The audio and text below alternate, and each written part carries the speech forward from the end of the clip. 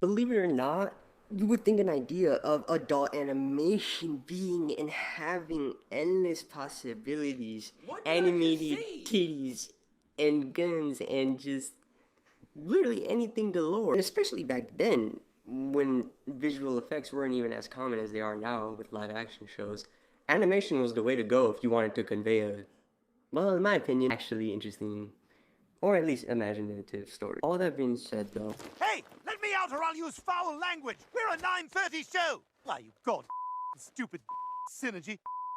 35 years on the air, my Cheap laughs, kid. You're a little fucking ass fuck.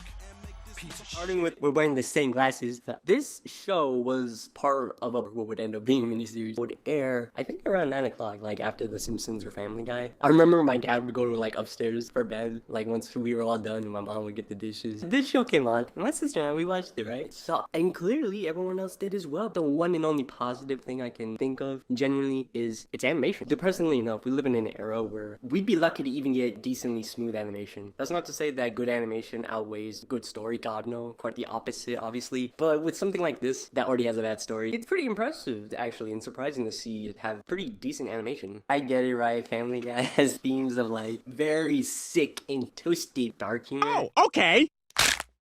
But the main joke of this series, or at least what would end up being because it was only 5 episodes, was that the main character, Alan Gregory, has fantasies for his overly, morbidly, ugly, hideous, scary elementary school teachers. And don't worry, you get to see all his vivid imagination. I'm a little disturbed at how much detail they put into it. When the main joke of this show is pedophilia, and especially when you realize that shit like this actually does happen, even back then, makes it even more creepy. But that's the twist on the show. Jonah Hill, who was like in that movie 21 Jump Street. God damn, I remember watching that with my cousins like ages ago. Really just that reason alone, right? They allowed him to make a show, and this is what he gave us. Needless to say, he never stuck his face in animation again. And maybe that's for the better. Often regarded as the worst Fox show ever made, which is a very interesting title to take. Alan Gregory focuses on Alan Gregory trying to be popular. Mixing a lot of unfunny stereotypes, pedophilia, statutory rape, date rape, a lot of insultingly just dark. It's basically them just shoving as much disgustingly controversial stuff in your face and trying to see if it can get a rise out of you. But hey, at least Alan Gregory has one thing that it will be remembered by. You're a little fucking ass fuck.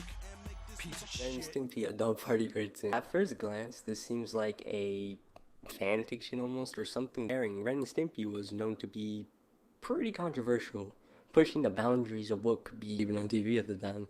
So imagine what a adult version would look like. What do you think it would look like?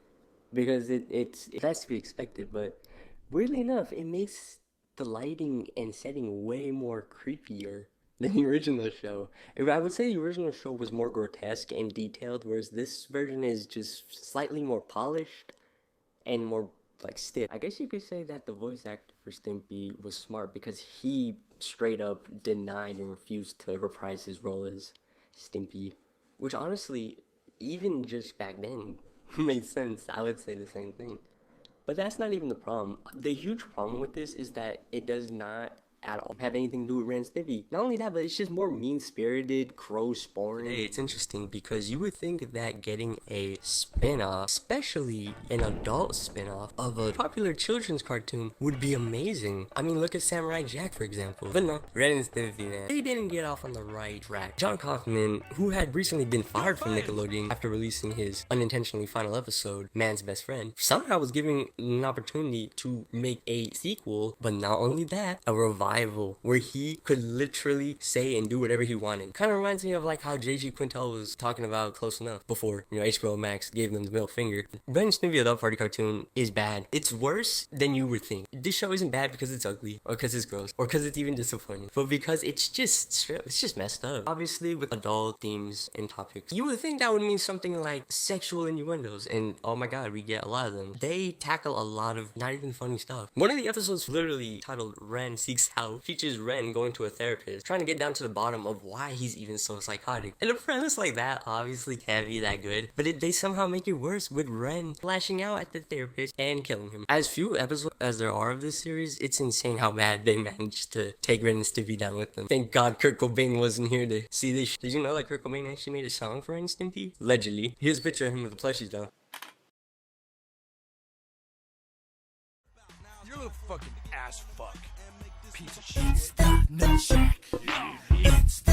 The Nut Shack, you've probably seen it and even heard of it because of the meme, because that's like literally the only funny thing about the show. But oh boy, the animation is a little choppy. But as we all know, looks aren't everything. But that's when I get to the actual reason why this show sucks and was hated. Many adult cartoons are typically shock humor, racist even. And when I say that the stereotypes are unfunny, I mean like they're really unfunny. You get a bunch of stereotypes because of course we got racism and sexism with the bad voice acting on top of it. I, like many others, agree and think that the show is trying to be like South Park with its edginess and offensiveness, mostly with the cussing. Then they're like, hey, we can do it, but we can make it worse and more racist and not funny. Yeah, the Nut Shack got beyond negative reviews, even when the show was running. Many people asking how such a thing could even air. But that's not even the most shocking part. This show got another season. If you like watching a bunch of bad animation, racist, unfunny jokes, and basically your friend's mixtape, you should watch this. It's on YouTube for free, of course. So yeah, these were the shows, specifically adult shows in the form of cartoons, that, let's just say,